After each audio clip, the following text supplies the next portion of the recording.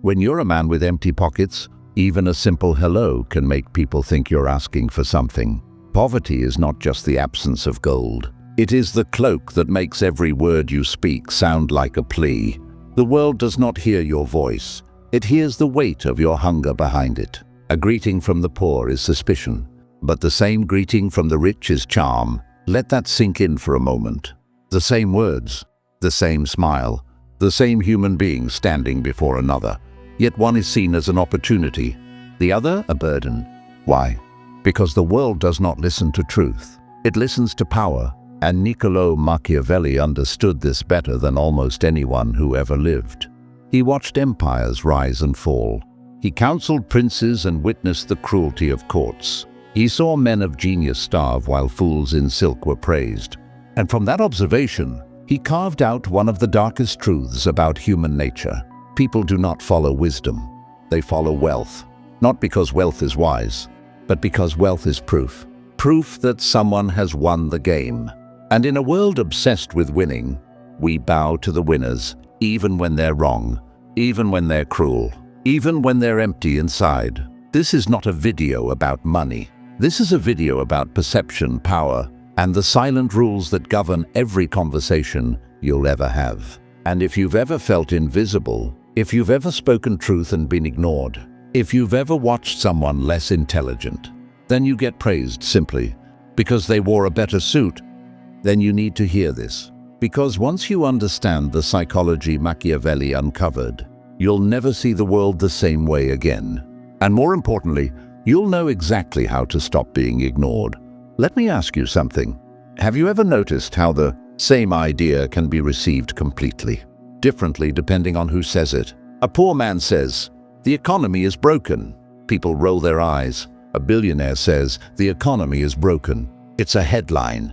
Same sentence. Same truth. But one man is dismissed as bitter.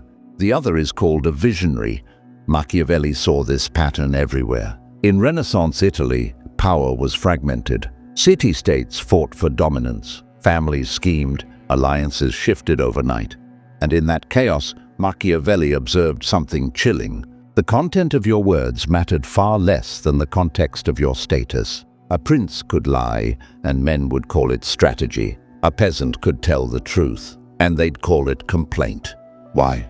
Because human beings are not logical creatures. We like to think we are. We pride ourselves on reason, on evidence, on fairness. But deep down we are still tribal animals. And in the tribe we listen to the alpha.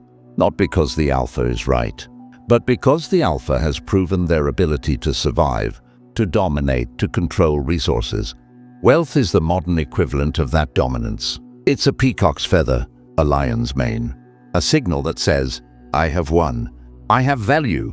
I am worth listening to." And whether we admit it or not, that signal overrides almost everything else. Machiavelli wasn't endorsing this. He was simply naming it. And naming the darkness is the first step to navigating it. So let's flip it. Why do the rich command belief even when they're clearly full of it? Machiavelli would say it's because wealth creates a halo effect. When someone is rich, we unconsciously attribute other qualities to them. Intelligence, discipline, vision, competence. We assume they must have done something right to get where they are. And in some cases that's true. But in many cases, it's luck, it's inheritance, it's being in the right place at the right time.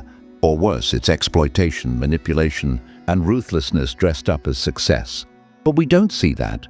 We see the result, the car, the suit, the confidence. And our brains make a shortcut. Success, correctness. This is why a mediocre idea from a wealthy man gets funded, while a brilliant idea from a broke man gets dismissed. This is why celebrities are asked about politics, science, and philosophy, subjects they know nothing about, because we've conflated their success in one area with wisdom in all areas. It's illogical, but it's human. And Machiavelli knew that if you want to influence people, you can't fight human nature. You have to use it. Let's go deeper. There's a reason this bias exists, and it's darker than you think. From an evolutionary standpoint, aligning yourself with powerful people increases your chances of survival. In ancient tribes, Being close to the chief meant protection, resources and status. Being associated with the weak meant risk. So our ancestors developed a radar for power. They learned to read signals. Who has food? Who has influence? Who can protect me? And they oriented themselves accordingly. That radar is still active today. We call it social proof. We call it status. We call it networking. But it's the same primal game. And here's where it gets manipulative. People who understand this can fake the signals. You don't need to be powerful. You just need to look powerful. You don't need to be wealthy. You just need to signal wealth. And once you do, people's brains will fill in the rest. They'll assume you're competent. They'll listen more carefully. They'll laugh at your jokes. They'll give you the benefit of the doubt.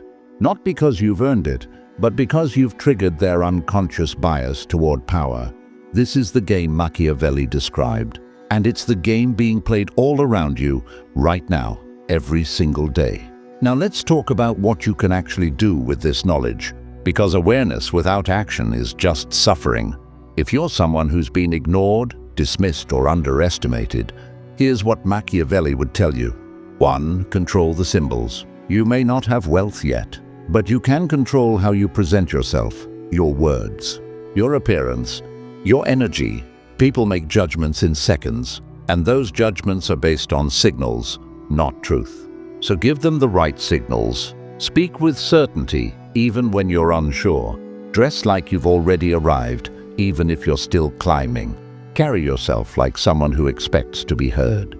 Not arrogance, but self-possession, because confidence is a currency, and people pay attention to those who act like they're worth it. 2. Build proof, however small. Machiavelli understood that results speak louder than words. If you can't rely on status, rely on evidence. Show your work, create something, solve a problem, help someone. Build a body of proof that you are capable, even if the world hasn't recognized it yet. Because once you have results, your voice becomes harder to ignore. 3. Align yourself strategically. This one is uncomfortable but necessary. If people listen to the powerful, then get close to the powerful. Not to grovel, but to learn, to observe, to associate, because proximity to power increases your perceived value. It's not fair, but it's effective. Machiavelli wasn't above using relationships to gain influence, and neither should you be, if your goal is to stop being invisible. 4. Master the art of timing. Sometimes it's not what you say, it's when you say it. The same idea proposed too early gets rejected. Proposed at the right moment, it's genius. Watch, wait, learn when people are ready to hear you. And when that moment comes, strike with clarity. 5. Never beg for attention. This is the most important one. The moment you ask to be heard, you've lost. Because asking confirms the hierarchy. It says, you have the power to grant me value. Instead, act as if your value is self-evident. Speak your truth, offer your insight, then move on. Let them chase you, not the other way around. Machiavelli knew that desperation repels, but outcome independence, that attracts. Now before we finish, let's talk about the other side of the coin. Because being listened to simply because you're rich, that's a trap too. Yes, people nod. Yes, they smile. Yes, they agree. But do they respect you? Or do they just fear losing access to you? Machiavelli warned about this. He said that power built only on wealth is fragile, because the moment your wealth is gone, so is your influence. True power comes from respect, from competence, from the ability to lead, inspire, and create value beyond money.